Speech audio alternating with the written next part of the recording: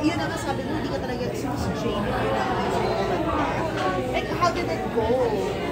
Ano po, masaya siya, pero medyo nagkaroon lang po ng difficulties ako, syempre po, kasi nakabahan po ako, so nangunguna yung kaba ko kesa yung isip na or yung motivation ko na hindi tapusin mo na ito, kailangan mo gawin ito. Kasi po, sobrang talaga ako pinakabahan noon kahit kung gabi parang gusto lang ako sa luya. Sabi ko, puro luya po talaga ako. Ito tayo luya? Anong kwento sa luya? Ano po siya, di naman po talaga instant na nakakapagpaganda ng boses. Ano lang po siya, parang yung pakiramdam ko, parang mas nagsusunog. Opo, yun, mas kumakalma yung malamdaman. So, nakailang luya drinks ka to prepare? Hindi ko po mabila. Hindi siguro po mga 4 sa ba, mga 5 baso, mga gano'n. Sa labat? Opo, mga gano'n. Nagpapalawa po talaga ako sa mama sa bahay. Wait na, so Frenzy, dahil dyan, sample naman kami ng ano mo, konting vocalization. Paano ba? Para turuan mo naman yung mga audience natin. Hindi po ako nag-vocalize or anything. Diretso po talaga ako salang. Kaya po, yun po. But you sounded really great a while ago. Thank you po. Yun nga po sabi ko, Ina Jamie, pwede ba matulog talaga? May nakabahan ako, pwede ko sa managinip na lang.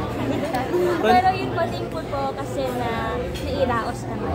Paano sila ng reaction mo pag tinatawag ka na ngayon recording artist? Oh my God!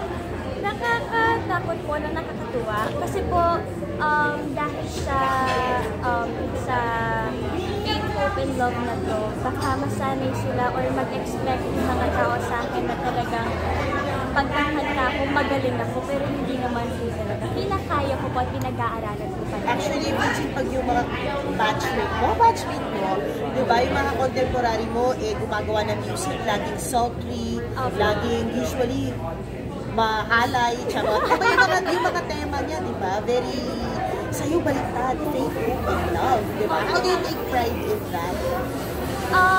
Siguro po kung pride kung word yung gagamitin ko, I think hindi siya for me. Siguro I use a term na siguro inspiring.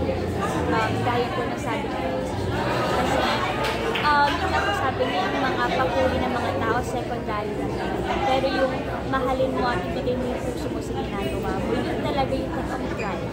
So yun po ang masasabi ko kasi mas po ako kahit kinakabahan ako nung ginawa namin yung So proud na proud ka. Kunwari, pag sinabi nila, bakit parang hindi duwali pa yung tunog ng kinanta mo?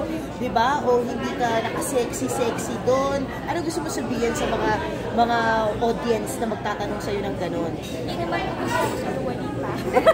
Yun lang po. At saka, hindi naman din po kasi ako, hindi po gano'n ang personality ko. Sobrang layo po. So, yun lang po masasabi. Anong sabi ni Seth sa na singer ka na? Anong sabi ni Seth sa'yo? Binibiwa ka ba niya? Or tinawanan niya po ako, pero nag-congrats naman po siya. Yun po, ganun kasi yung May pang-aasar pa pala? May pang-aasar ba? Opo, kasi ganun po yung relationship namin dalawa. Dynamics ninyo? Opo. Wala bang plan na magkaroon kayo ng duet? Collab? Duet? Kayo magdo-duet na dalawa sa isang inspirational song? Sana po meron, bakit hindi po, pero as of now, wala pa. Parang ano lang, nawa na confirm lang yung sinabi mong 99.9% na pwedeng maging kayo. May sinabi na ganun si Seth yata before. Ano lang masasabi mo doon? 99.9%? Oo, parang brand lang ng sabon na.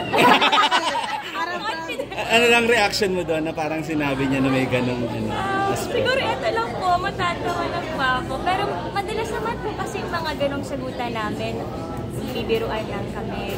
Kasi as much as possible po talaga, we prioritize our career first. That's nice. Tapos natutuwa rin kami, Francine, na na parang parang nakita na kayo on screen both nila Andrea, nila Kyle, nung show nung time sa Lucky Day. Ano lang masasabi mo na parang rekindle na yung friendship nyo together? Nag-rekindle na? Nag-rekindle na. Ang pagbabalik ng friendship ng Gold Squad, di ba? I mean, after all, we're professionals naman po. And ang trabaho ay trabaho. Pero kung sasabihin kong bumalik, medyo... You're not there yet? Yeah. I mean, kaya mo rin i-force? Okay naman po kami. I mean, hindi super friends like before, but very civil. Would you say yung civil mo is comfortable civil? Yung wala na talaga, no past stories na talagang nakaka-affect sa pagiging civil nyo? Sa akin po wala naman po talaga. Sa akin po wala. All is well. For me, yes. And comment na sila yung pinipare ngayon na being a love team. Andrea and Kyle, parang gano'n. Sila na yung parang new love team sa naging teleserye nila. I am very happy for them po kasi I know na matagal na silang magkaibigan talaga, bata pa lang sila, and I think it's easier for them na to do their work. Mas smooth na. Francine, ano lang natin, what's the status of the relationship with Seth? Sorry po? Anong Status ng relasyon niyo Lagi ngayon? tinatanong yan at yung Oo, kasi interview. 99.9 sa akin. Oo, eh. Ngayon, ano na? Kayo na ba? Hindi po. May 1% na lang natitira. Kung ano lang po yung nakikita niyo po sa amin, ganun din naman po kami off-cam po talaga. Hindi naman po kami nagpe-pretend pag may camera, hindi rin naman po kami nagpe-pretend pag wala. So, I would say, status namin, nasa friends pa rin naman.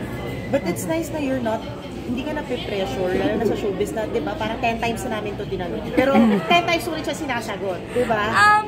In a way po, nakaka-pressure kasi parang sa atin, sa culture nating mga Filipinos, pag love team kayo, hindi na ba? Pero I'm very grateful rin po kasi hindi rin kumakagat si Seth sa mga ganon. Hindi kami na-pressure in a way na parang